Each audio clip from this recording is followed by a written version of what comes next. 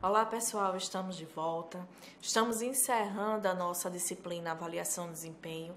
Vamos dar início à nossa quarta competência, Ferramentas Gerenciais de Produtividade e Desempenho. A gente precisa entender um pouco, por que introduzir novos métodos dentro da avaliação de desempenho? Na competência passada, nós falamos sobre os métodos tradicionais, aqueles métodos que usualmente as empresas utilizam.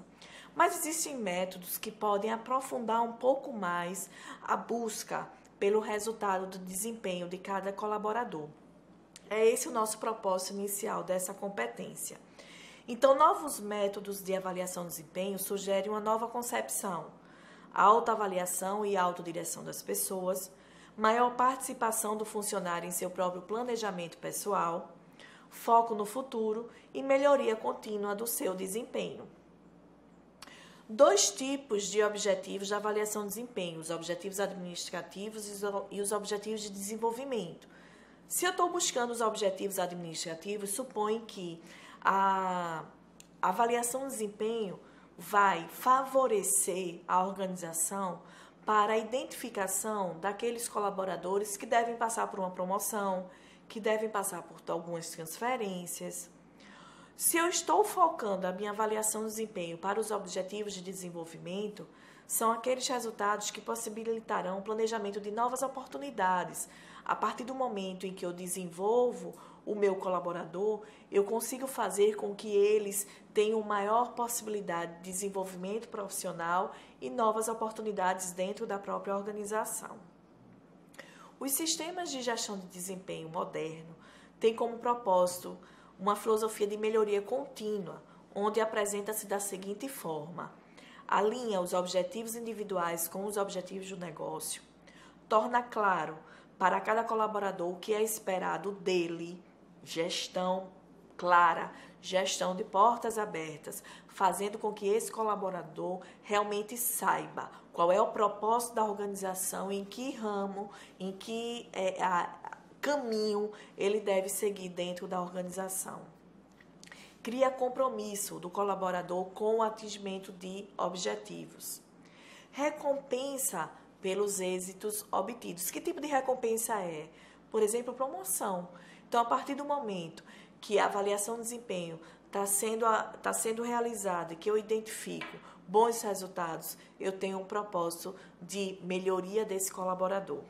E dar-lhe a oportunidade de desenvolvimento para diminuir as suas insuficiências, ou seja, algumas fraquezas, algo que ele possa vir a melhorar. Alguns métodos são considerados os métodos modernos, que são eles: avaliação por objetivos, avaliação 360 graus e o Balanced Scorecard. A gente vai entender cada um desses agora. A avaliação por objetivos. Qual é a finalidade? Alinhar a atuação dos colaboradores com os objetivos estratégicos da organização. Mobilizar os colaboradores para o desenvolvimento desses objetivos. Fazê-los agir na concretização. De uma forma simples, clara e objetiva, pessoal. Avaliação para os objetivos. Eu tenho os objetivos da organização, o que a organização precisa alcançar, e eu preciso alinhar isso aos objetivos individuais de cada colaborador. Quando eu faço esse alinhamento, com certeza eu consigo o êxito nos resultados alcançados. Esse processo de avaliação dos objetivos parte de alguns princípios. O primeiro é: o gerente e os subordinados se reúnem, conversam, estabelecem objetivos que devem ser alcançados. Existem responsabilidades diferenciadas do gestor e do avaliado, o seu subordinado. A ação individual do gerente proporciona apoio, direção, contribuição para o avaliado. E a ação individual desse avaliado é desempenhar as atividades. Então, imagina só, se eu alinho com o meu gerente os objetivos que eu preciso alcançar, se torna muito mais fácil para mim, como colaborador, alcançar esses objetivos. Características e objetivos dessa avaliação por objetivos. Orientar o desempenho das metas e objetivos previamente negociados e fixados, procura cercar o colaborador de todos os recursos necessários para adequação com consecução, medi-lo com medições adequadas e comparativas e procura dar consistência ao subordinado através de constante retroação e avaliação contínua. Sendo assim, esse tipo de avaliação de desempenho começa não pela apreciação do passado, ou seja, não necessariamente por aquilo que foi desenvolvido, mas é uma construção daquilo que vai ser desenvolvido. Então, por exemplo, de uma forma prática, esse formulário de objetivos pode acontecer, por exemplo, no mês de janeiro, para que no mês de dezembro a gente possa visualizar todo o desempenho do colaborador no exercício desse ano de atividade, para que a gente possa avaliar se os objetivos previamente estipulados em janeiro, por exemplo, foram alcançados. Outro tipo de avaliação é a avaliação 360 graus. Trata-se de uma avaliação feita de modo circular por todos os elementos que mantêm alguma forma de interação com esse avaliado. A avaliação 360 graus proporciona condições que o colaborador se adapte e se ajuste a todas as diferenças de demanda no seu contexto.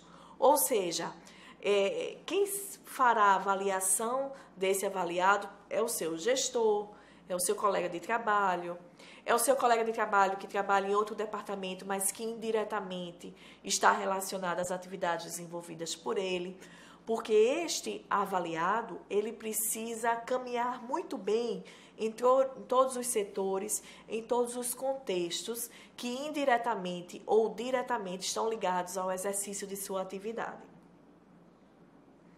Existem alguns pontos a favor e contra a avaliação 360 graus. Vamos entender agora. O que teria a favor? O sistema é mais compreensível e as avaliações provêm de múltiplas perspectivas. A qualidade da informação é melhor. A qualidade dos avaliadores é mais importante do que a quantidade. Complementa as iniciativas de qualidade total. Como retroação, vem de vários avaliadores, ou seja, eu vou obter informações desse avaliado a partir de perspectivas de várias pessoas. O que tem contra, ou seja, o que ela não é tão interessante? O sistema é administrativamente complexo para combinar todas as avaliações, ou seja, dá muito trabalho. Imagina você, ao invés de uma única pessoa estar fazendo a avaliação sobre aquele avaliado, eu vou ter várias pessoas. E depois que essas pessoas fazem essa avaliação, eu preciso chegar a uma análise, eu preciso chegar a uma conclusão de como está o desempenho desta pessoa. Então, isso demanda muito mais trabalho, muito mais tempo. A retroação pode intimidar e provocar ressentimentos no avaliado. Ela pode envolver avaliações diferentes e conflitivas, ou seja, eu posso ter uma pessoa que avaliou muito bem aquele avaliado e eu posso ter outra pessoa que avaliou muito mal. E aí eu preciso fazer uma análise desse processo. Existe uma variação, ou seja, a avaliação 360 graus ela pode ser modificada e ela muda um pouco o contexto de avaliação dela. Por exemplo, ao invés de eu fazer uma 360 graus, eu posso fazer uma avaliação 90 graus, que significa quando o subordinado é avaliado pelo seu gestor. Então, existe uma única avaliação feita. Pode também existir a avaliação 180 graus. O gestor avalia o seu subordinado, mas este, por sua vez, também avalia o seu gestor, em termos de qualidade do serviço prestado, acompanhamento e feedback. E a avaliação 270 graus, quando o subordinado é avaliado pelo seu gestor e pelos seus pares. Vamos ao último método neste momento, que é o Balanced Scorecard. É um modelo de gestão que auxilia a organização a traduzir a estratégia em objetivos operacionais que direcionam o comportamento e o desempenho. Ou seja, se eu tenho o planejamento estratégico da minha organização, eu consigo, através desse método, estar direcionando o comportamento e o desempenho daquele subordinado. Traduz a estratégia da organização em objetivos, indicadores, metas, planos de ação e responsáveis constituindo a base de um processo de monitoramento e gerenciamento. O principal objetivo de avaliar a partir desses 4 processos é o resultado financeiro, é a satisfação do cliente, é o processo do negócio e as competências dos colaboradores. Então, o Balança de Scorecard, ele consegue visualizar nesses 4 critérios tudo que é essencial para que a organização alcance os resultados estipulados no planejamento estratégico dela. Sendo assim, o maior mérito do Balança de Scorecard consiste em chamar a atenção para que a saúde e o sucesso da organização sejam privilegiados a partir da deficiência e das competências detidas pelos seus colaboradores, que numa ótica de desenvolvimento futuro do negócio, quer do ponto de vista da gestão do relacionamento dentro da equipe de trabalho e entre funções diferentes. Neste momento, vamos fazer um pouco uma análise sobre o pós-aplicação da avaliação de desempenho. Eu escolhi qualquer forma que seja, eu escolhi qualquer método que seja, agora eu já tenho a ficha de avaliação de desempenho e agora, o que é que eu vou fazer com isso? Eu tenho os resultados que foram identificados e eu preciso repassar para o meu colaborador os resultados da avaliação de desempenho feita sobre ele. Então, o que é que eu devo fazer? A gente chama isso de entrevista de avaliação ou feedback. Ou seja, eu vou fazer uma entrevista de avaliação após a avaliação para dar todo o retorno sobre o resultado da ficha, que a gente chama isso de feedback. Então, é um processo de ajuda para mudança de comportamentos inadequados, manutenção de comportamentos desejados e orientação para novos comportamentos. A partir do momento que eu vou dar o resultado da avaliação de desempenho dele, eu consigo dizer quais são os pontos que ele precisa permanecer, ou seja, que são bons, quais são os pontos que ele precisa melhorar no seu desempenho e que tipo de comportamento ele precisa modificar. Um administrador bem-sucedido assegura que cada pessoa na organização saiba o que ela espera dela. Então, imagina só, como eu posso cobrar do meu colaborador um determinado desempenho se ele não sabe ao que ele deve fazer ou se ele não sabe aonde ele deve chegar? É muito importante que essa relação seja uma relação clara e objetiva sobre o propósito do desempenho de cada colaborador. Qual seria o fluxo desse feedback? É muito importante que o trabalho, após um momento de sua aplicação e de sua análise, haja todo um processamento dessas informações. A gente chama isso de apuração dos resultados. Então, a partir da apuração dos resultados, eu chego a uma análise.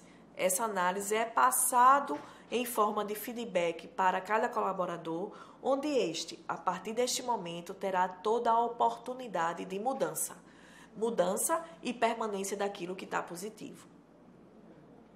O avaliado precisa saber passar esses aspectos. No momento de feedback, não é um momento muito agradável para aquele avaliado.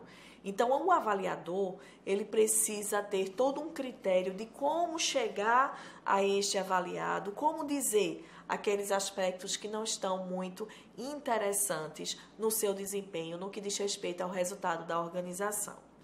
O avaliado deve ser capaz de fazer uma boa avaliação e de captar esse feedback da melhor forma possível. Uma coisa que é muito importante e eu sempre gosto de reafirmar quando eu estou dando aula sobre avaliação de desempenho é que se o teu gestor chama você para dizer o que você tem de positivo e o que você tem de negativo, significa dizer que para ele, como também para a organização, ainda vale muito a pena você estar nessa parceria, você estar nessa organização.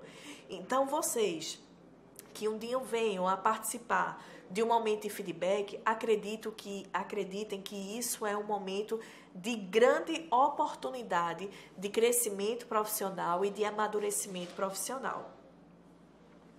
Os objetivos da entrevista de avaliação podem ser destacados: oportunidade do gerente discutir o registro do desempenho de seu subordinado, explorar áreas possíveis de aprimoramento e crescimento, e fornecer a ocasião para identificar mais plenamente atitudes e sentimentos do subordinado e aprimorar essa comunicação, a comunicação entre seu gerente e o seu colaborador. Bom, pessoal, com isso nós concluímos a nossa disciplina Avaliação de Desempenho. Espero que vocês tenham gostado. É muito importante que vocês estudem todo o material, pois é uma disciplina com conteúdo vasto, que é muito importante que vocês analisem cada ponto que foi mencionado nas 4 competências. Fico muito grata pela atenção de vocês e até a próxima.